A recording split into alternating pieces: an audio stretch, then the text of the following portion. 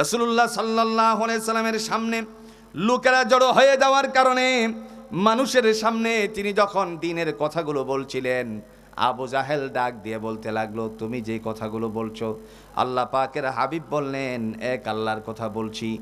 এই কথাগুলো বাস্তবায়িত হওয়ার জন্য মক্কার অলিগলিতে কথাগুলো যখন ছড়িয়ে ছিটিয়ে গেল, একটি পর্যায়ে গিফারা নামক স্থানেও চলে গেল। এই জায়গা থেকে আবু যর নামে একজন আল্লাহর বান্দা তিনি রওনা করার আগে তার ভাই মুসলিমকে বললেন, যাও গিয়ে দেখো মক্কায় একজন যাজকের আবির্ভাব ঘটেছে, তাকে গিয়ে একবার দেখে আসো কেমন মানুষ। সুবহানাল্লাহ বলতেন না? কেমন পার্সন, গিয়ে দেখে আসো।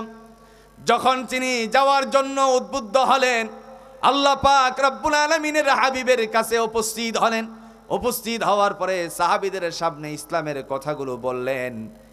আর ইসলামের কথাগুলোর দ্বারা ছিল আল্লাহ কোরআন দিয়ে জাতিকে বোঝানোর চেষ্টা করেছেন। তিনি বলেন, ইন্নাল্লাযীনা ক্বালু রাব্বুনাল্লাহ, নিঃসন্দেহে যারা বলে আমার মালিক হলো আল্লাহ, সুম্মাস্তাকামু, এরপরে অটুট থাকে, দৃঢ় থাকে, তাতানাজ্জালু আলাইহিমুল মালাইকা, আল্লাহ তাদের জন্য ফেরেশতাদের প্রতিনিধি দল পাঠিয়ে দেন।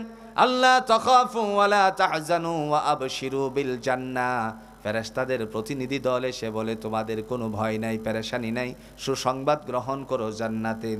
এই কথাগুলো শোনা মাত্রই আল্লাহর বান্দা মুসলিম ডাক দিয়ে বললেন যে অবশ্যই অবশ্যই তিনি সত্য নবী, কোনো মিথ্যার সাথে তার জড়িত নাই। কথা বলেন ঠিক কিনা? বিশ্বনবী সাল্লাল্লাহু আলাইহি সাল্লামকে আদর্শের কারণে বহু মানুষেরা মুসলমান হয়েছে। রাসূলুল্লাহর আদর্শটা আমরা যদি গ্রহণ করতে পারি, জোরে বলুন তো সমাজ সুন্দর হওয়ার সম্ভাবনা আছে কিনা? শ্রমিকের মর্যাদা জোরে বলুন তো দিয়েছিলেন কে? মুহাম্মদুর রাসূলুল্লাহ সাল্লাল্লাহু আলাইহি সাল্লাম ঘোষণা দিয়েছেন, শ্রমিকের মর্যাদা আল্লাহ দিয়েছেন। এজন্য তিনি বলেন, ইন্না মাআল উসরি ইউসরা, যখন তুমি অবসরে যাবে তখন পরিশ্রম করবে, আর পরিশ্রম করার কারণে জুড়ে বলুন তো ধন দান করে দিবেন কে? শ্রমিকের ঘাম মুছার আগে মজুরি দেওয়ার কথা ঘোষণা দিয়েছেন মুহাম্মদুর রাসূলুল্লাহ সাল্লাল্লাহু আলাইহি সাল্লাম। এই শ্রমিকের দ্বারা আল্লাহ পাক রব্বুল আলামিনের হাবিব তিনি হাতের দ্বারা হাত লাগিয়ে মুসাফা করেন। তিনি আল্লাহর কাছে কামনা করছেন, আল্লাহ তুমি তারে ক্ষমা করে দাও। একজন আসলেন, একজন এসে রাসূলুল্লাহ সাল্লাল্লাহু আলাইহি সাল্লামের সাথে মুসাফা করলেন। নবীজি হাতটা দেখলেন অনেক শক্ত, সাথে সাথে বললেন, তুমি কি কাজ করো? আল্লাহর বান্দা তিনি বললেন, ইয়া রাসূলুল্লাহি, আমি এমন শ্রম দেই, জঙ্গল থেকে কাঠগুলো কাটি, এইগুলোকে ছুড়ানোর পরে বাজারে বিক্রি করি। নবী মুহাম্মদুর রাসূলুল্লাহ বললেন, তোমার এই কাজটা কতই না সুন্দর। তখন বললেন, ইয়া রাসূলুল্লাহি, আমাকে একটু শর্ট আমল দেন যাতে করে আমি আল্লাহকে পেতে পারি। সুবহানাল্লাহ বলেন। কতটুকু আমল? একটু জোরে বলেন, কতটুকু আমল? শ্রমিকের আমল হলো শর্ট না বেশি? জোরে বলেন, কম না বেশি? খুব কম করে রাসূল দিলেন। নবীজি বললেন, খামসু সালাওয়াতিল মাররা, তুমি 5 ওয়াক্ত সালাত আদায় করবা, নামাজ আদায় করবা। সাহাবী আল্লাহর বান্দা কাটনেওয়ালা, তিনি শ্রমিক মানুষ, ডেকে বললেন, এখান থেকে উঠে যাওয়ার সময় একটু সামনে গিয়ে বললেন, ইয়া রাসূলুল্লাহি লা ইয়াজুদু ওয়া লা ইয়ানকুস, আমি বাড়াবো না কমাবো না। যখন এই কথা বললেন, সাহাবীদেরকে ডেকে আল্লাহর নবী বললেন, ও আমার সাথীরা, তোমরা কি জান্নাতি মানুষ দেখতে চাও নাকি? সাহাবীরা বললেন, ইয়া রাসূলুল্লাহ, দুনিয়াতে জান্নাতি মানুষ দেখা যায় নাকি? আল্লাহর নবী আঙ্গুল দ্বারা ইশারা করে বললেন, সে শ্রমিক যদি তার কথা মতো ঠিক থাকতে পারে, মানে 5 ওয়াক্ত যথাযথভাবে আদায় করতে পারে, আল্লাহ তারে জান্নাতি বলে আখ্যায়িত করে দিয়েছেন। এজন্য শ্রমিক ভাইদের জন্য বিধান আছে না নাই? কয় ওয়াক্ত? আরো জোরে বলেন, কয় ওয়াক্ত? কথা বলে যখন রাসূল ঘরে গেলেন, হযরত আয়েশা সিদ্দিকা রাদিয়াল্লাহু তাআলা আনহা বললেন, ইয়া রাসূলুল্লাহ, আপনি সাহাবীকে শুধুমাত্র 5 ওয়াক্তের কথা বললেন, সুন্নাহর কথা বললেন না, বেতরের কথা বললেন না, অন্য কোনো নামাজের কথা বললেন না, কারণটা কি? নবী মুহাম্মদ সাল্লাল্লাহু আলাইহি ওয়াসাল্লাম বললেন, ও ওগো আল্লাহর বান্দি শুনুন, আমি তারে প্রথমত ইসলামের দিকে শর্ট আমল দিলাম, সে যখন আস্তে আস্তে করে এই আমলটার মধ্যে অগ্রসর হবে, আমার আল্লাহ রাব্বুল আলামিন তার অন্তরকরণে একটা মজা দান করবেন। একদিন মজা পাওয়ার পরে নিজের থেকেই বাড়িয়ে দিবে। ইসলামে কৌশল আছে না নাই? আল্লাহ রাব্বুল আলামিনের বান্দা সাইয়্যিদুল মুরসালিন আহমদ মুস্তাফা সাল্লাল্লাহু আলাইহি সাল্লাম শ্রমিকের মর্যাদা দিয়েছেন। এই জন্য আজকের এই শ্রম ভাইদেরকে বলি, মণ্ডল গ্রুপের শ্রমিক কর্মকর্তা কর্মচারী ভাইয়েরা, আগে হুকুম পালন করতে হবে, জুড়ে বলুন কার? কিন্তু মালিকের কাজে ফাঁকি দিয়ে মনে হয় নাকি? কথা কোন? মালিকের কাজে যদি ফাঁকি দেন, জবাব দিতে হবে কার কাছে? জবাবদিহিতার কাতারে দাঁড় হতে হবে যদি ফাঁকি দেন। অনেক সময় আমার বোনেরা আছে, একটু লাঞ্চে যাওয়ার পরে দেখা যায় বসে বসে, কথা কন না কেন? আমার কথা বুঝতে পারেন না? বসে বসে কি করে? একজনের মাথার আর একজনে কি করে? উকুন মারে। উকুন মারেন, কোনো সমস্যা নাই, কিন্তু সময় পাস করে নয়, মালিকের কাজের ফাঁকি দিয়ে নয়। ঠিক কিনা বলেন? যদি মালিকের কাজে ফাঁকি না দেয়, তাহলে বিনিময় দিবেন কে? জাযাউহুম ইনদা রাব্বিহিম জান্নাতিন তাজরি মিন তাহতিহাল আনহার। আল্লাহ বলেন, আমি তাদেরকে এমন একটা বিনিময় দান করব, যার তলদেশ দিয়ে নহর সমূহ প্রবাহমান। যে কথা বলছিলাম, আইটেম হলো ব্যবসার তুমিনুনা বিল্লাহ, বিশ্বাস স্থাপন করতে হবে কার উপরে? আরো জোরে বলেন, কার উপরে? আল্লাহ ছাড়া আমাদের আর কোনো মালিক? আরো জোরে বলেন, মালিক। যে আল্লাহ আমাদেরকে সৃষ্টি করেছেন, যে আল্লাহ আমাদেরকে পৃথিবীতে আসার জন্য বন্দোবস্ত করেছেন, এই আল্লাহর জন্য আমরা সামনের দিকে অগ্রসর হতে চাই কি চাই না? প্রিয় ভাইরা আমার, দয়াময় রব্বুল আলামিন এর পরে ডাক দিয়া বলেন, ওয়া রাসূলিহি, যারা আমার নবীর উপর বিশ্বাস স্থাপন করে, নবীর উপর রাসূলুল্লাহর আদর্শটুকু মেনে চলে, তাহলে জুড়ে বলুন তো, তার ধারাবাহিকতায় সম্মানটুকু দান করে দিবেন কে? আল্লাহ পাক রব্বুল আলামিন কোরআন দিয়ে বলছেন, মাইয়ুতি'ir রাসূলা ফাকাদ আতা আল্লাহ, যারা আমার নবীর হুকুম মান্য করলো, তারা আমি আল্লাহরে মানে। কারে মানে? রাসূলকে যারা মানে, তারা কারে মানে? একটু জোরে বলেন, কাকে? কিন্তু রাসূলকে মানার জন্য সিস্টেম আছে কিনা বলেন তো? আমার দেশের অনেক মানুষ আছে, নবীকে মানতে গিয়ে উল্টা পাল্টা করে, নবীকে মানতে গিয়ে তারা অনেক কিছু বানিয়ে ফেলে, এরকম মানুষ আছে কিনা? আবার দেখা যায় আল্লাহর বিরুদ্ধেও মানুষ চলে, এরকম বাংলার জমিনে জুড়ে বলেন মানুষ আসেনি? এই যে গত কদিন আগে একজনরে ধরে নিয়ে গেছে, কথা কন না কে?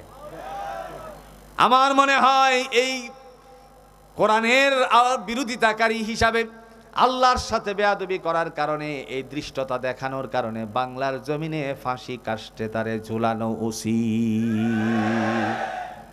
চিন্তা করা যায় আল্লাহ সম্পর্কে কত বড় বেয়াদবি বলছে। আল্লাহর কোনো আগাও নাই, ফাসাও নাই। নাউজুবিল্লাহ বলেন। আপনারা সাক্ষী দেন তো, আল্লাহর এই সব আছে কি? হ্যাঁ, কারণ আল্লাহ বলছেন সামিউম বাসীর, আমি সব দেখি, সব শুনি। আল্লাহর অস্তিত্ব, তিনি বলছেন আমরা একটা কথা বলি না যে আল্লাহ নিরাকার? আল্লাহ নিরাকার নয়, আল্লাহর আকার আছে, তবে এই আকার নিয়ে গবেষণা করার কোনো সুযোগ নাই। আল্লাহর হাত আছে, কথা কন নাকে? আল্লাহর হাত আছে? ভয় পাচ্ছেন? দলিল নেন কোরআন থেকে। আল্লাহ বলছেন, শয়তান রে ডেকে ডাক দিয়ে বলতেছেন, ইবলিস রে, আমি আদম রে বানালাম নিজের হাতে, স্বীয় হাতে। সেজদা করার কথা বললে কোন জিনিসে তোরে সেজদা থেকে দূরে সরালো? কোরআনে দলিল আছে কি? আল্লাহ বলতেছেন, ক্বালা ইয়া ইবলিস মা মানা'আকা আন তাসজুদা লিমা খালাকতু বিয়াদাইয়া আস্তাকবারতা আম কুনতা মিনাল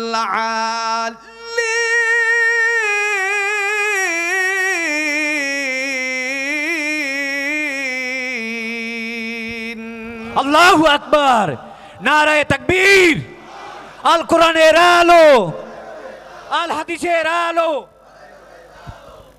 আমার ভাইরা, আল্লাহ রাব্বুল আলামিন তিনি ডাক দিয়া বলেন, হে ইবলিস, ওরে দুষ্ট, মা মানাআকা আন তাসজুদা লিমা খলাকতু বিয়াদাইয়া, আমি যে আদমকে স্বীয় হাতে বানালাম, সেজদা করার কথা বললে পরে কোন জিনিসে তোরে সেজদা থেকে দূরে সরালো?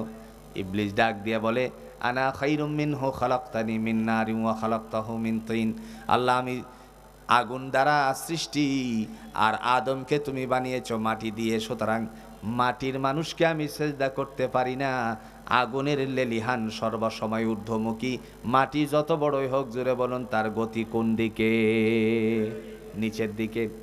আল্লাহ রাব্বুল আলামিন এই কথাটাই বুঝাতে চেয়েছেন, আমি যে আদমকে স্বীয় হাতে বানালাম, তার মানে আল্লাহর হাত আছে। কথা কন নাকি? আল্লাহর কি আছে? আল্লাহর জোরে বলেন কি আছে? তিনি আরো জবাব দিয়ে বলেন, তাবারাকাল্লাযী বিয়াদিহিল মুলকু ওয়া হুয়া আলা কুল্লি শাইইন কাদির। বরকতময় তিনি হলেন রব, যার হাতে ক্ষমতা। ইন্নাল্লাহা আলা কুল্লি শাইইন কাদির। কোরআন হচ্ছে হেদায়েত। আল্লাহ বলছেন, হুদাল্লিন নাস, মানুষের কল্যাণের জন্য আমি অবতীর্ণ করেছি। বাইয়িনাতিম মিনাল হুদা ওয়াল ফুরকান, সত্য আর মিথ্যাকে পার্থক্যকারী হিসাবে আমি কোরআন অবতীর্ণ করেছি।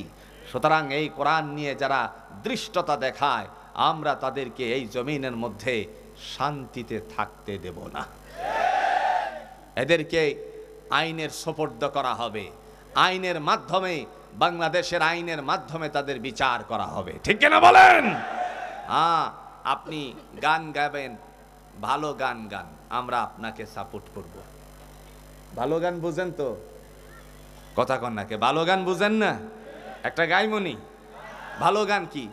এই সুন্দর ফুল, সুন্দর ফল, মিঠা নদীর পানি, খুদা তোমার মেহেরবানি, আল্লাহ তোমার মেহেরবানি। এবং এই গানটা কি ভালো কিনা বলেন?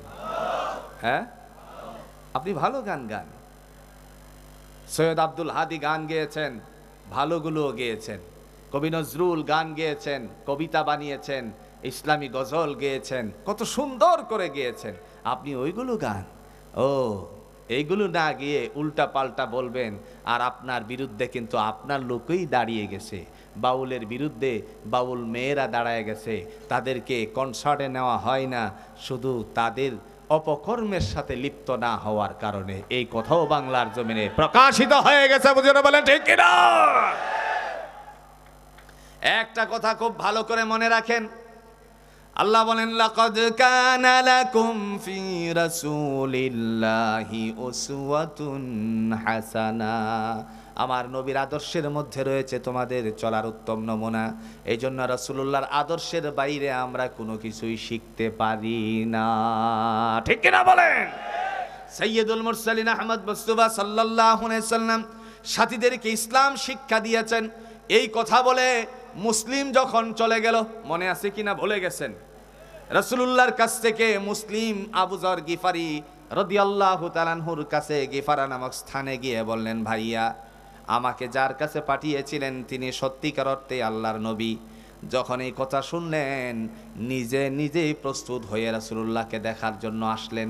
সাহাবীদের সামনে যখন ইসলামের কথাগুলো তিনি এসেও শুনলেন, নবীজি প্রকাশ করতে লাগলেন। সাথে সাথে তিনি বললেন, সাদাকতা ইয়া আহমদ, নবী গো, আমি আপনার কথার উপরে বিশ্বাস স্থাপন করলাম। তার মানে স্পষ্ট হয়ে গেল, নবী কখনো মিথ্যা বলতে পারে না। সত্যের বাণী নিয়ে যিনি আগমন করেছিলেন, তিনিই হলেন আমার আপনার নবী মুহাম্মদুর রাসূলুল্লাহ সাল্লাল্লাহু আলাইহি সাল্লাম। প্রিয় ভাইয়েরা আমার, এই নবীর আদর্শের মধ্যে শান্তি আছে কিনা বলেন? যদি রাসূলকে কেউ মানে, আল্লাহ বলেন তারা আমি আল্লাহকে মানে। সূরাতুন নিসার ৮০ নম্বর আয়াতের মধ্যে তিনি ঘোষণা দিয়ে বলছেন, মাইয়ুতি'র রাসূলা ফাকাদ আতা আল্লাহ, যারা আমার নবীর হুকুম মান্য করলো, তারা আমি আল্লাহকে মান্য করেছে। রাসূলের কাছে এসে কালিমা পড়ে মুসলমান হলেন আবু যর গিফারি রাদিয়াল্লাহু তাআলা আনহু। আল্লাহ রাব্বুল আলামিনের বান্দা, তিনি যখন কালিমা পড়ে মুসলমান হলেন। সাথে সাথে এখান থেকে রাসূলের কাছ থেকে উঠলেন, উঁচু একটা জায়গায় গিয়ে বললেন, হে মক্কাবাসী, তোমরা এখানে ঘুমিয়ে আসো, আর আমি গিফারা নামক স্থান থেকে এসে তোমাদের রাসূলের কাছে কালিমা পড়ে মুসলমান হয়েছি। এই মুহূর্তে লোকেরা বেরিয়ে আসলো। মক্কার সময় ছিল দুপুরের যেইটুকু, এই সময়ের মধ্যে মানুষেরা বিশ্রাম করত, আরাম করত। এই আরামটাকে ফেলে দিয়ে তারা সামনের দিকে অগ্রসর হলো। আবু যর গিফারি রাদিয়াল্লাহু তাআলা আনহুর দিকে পাথর ছুঁড়তে শুরু করলো। রক্তাক্ত হয়ে জমিনে পড়ে যাওয়ার সাথে সাথে রাসূলুল্লাহর কাছে যখন নিয়ে যাওয়া হলো, নবীজি বললেন, আবু যর, ইসলামের প্রারম্ভিক অবস্থা তুমি কেন এত জোরে আওয়াজ দিলে? হযরতে আবু যর তিনি বললেন, ইয়া রাসূলুল্লাহি, আমার শরীর থেকে রক্ত ঝরেছে, কোনো আক্ষেপ নাই, শুধুমাত্র একটা যদি ওয়াদা করেন। রাসূল বললেন, কি ওয়াদা করতে হবে বলুন? সাথে সাথে বললেন, আমাকে যদি নিয়ে আপনি জান্নাতে বসবাস করেন, তাহলে আমি আপনার সাথে এই যে কাছে থাকা অবস্থায় রক্ত ঝরেছে, আমার কোনো আক্ষেপ নাই। নবী মুহাম্মদ সাল্লাল্লাহু আলাইহি সাল্লাম দেখে বললেন, আবু যর, এবার আপনি একটা কথা শুনুন, যদি আপনি ঈমানের সাথে মৃত্যুবরণ করতে পারেন, তাহলে আমি নবী ওয়াদা দিলাম আপনাকে নিয়ে জান্নাতে প্রবেশ করব। খুব ভালো করে বুঝেন, এই জায়গায় রাসূল তো বলতে পারতেন, রক্ত যখন ঝরেছে চলেন আপনাকে নিয়েই জান্নাতে যাব, বলতে পারতেন না? আপনারা বলেন তো, একজন নেতা যদি আঘাতপ্রাপ্ত হয়, তখন এই নেতার খবর, ওয়ার্ডের নেতা যদি আঘাতপ্রাপ্ত হয়, থানার পর্যায়ের লিডার যারা আছে তারে মর্যাদা দেয় কি দেয় না? কথা কন্যাকে দেয় কি দেয় না? হাত ধরে নিয়ে যায় এমপি সাহেবের কাছে, কথা বুঝেন নাই? নিয়ে বলবে, এই মহানগরের সভাপতি জনাব মোহাম্মদ শওকত হোসেন সরকার আপনার কর্মী, এই যে রক্তাক্ত হয়েছে আপনি তারে টানেন। তিনি বলবেন, রক্ত যখন ঝরেছে আমি তাকে মহাব্বত করে বুকে টেনে নিলাম। কিন্তু রাসূল তা করলেন না। রাসূল তার অবজারভেশন করলেন। রাসূল বললেন যে, তুমি যদি ঈমান নিয়ে মৃত্যুবরণ করতে পারো, আমি নবী ঘোষণা দিলাম তোমাকে নিয়ে জান্নাতে প্রবেশ করতে পারবো। তার মানে ঈমান আগে না পরে? জোরে বলেন। আমাদের সমাজে কিছু মানুষ আছে, আল্লাহ পাক বলছেন, ইয়া আইয়ুহাল্লাযীনা আমানু, হে বিশ্বাসীরা, আল্লাহ মুসলমানদেরকে ডাক দিয়েছেন। ওই মুসলমানের মধ্য থেকে অনেকে আছে, নামাজ না পড়লে কি হবে, ঈমান বড় শক্ত। এরকম মানুষ নাই? কথা কন নাকি? আপনাদের অঞ্চলে মনে হয় নাই? নামাজ না পড়লে কি হবে, ঈমান বড় শক্ত। আল্লাহ বলেন, এরা হলো সিটার বাটপার। قد أفلح المؤمنون الذين هم في صلاتهم خاشعون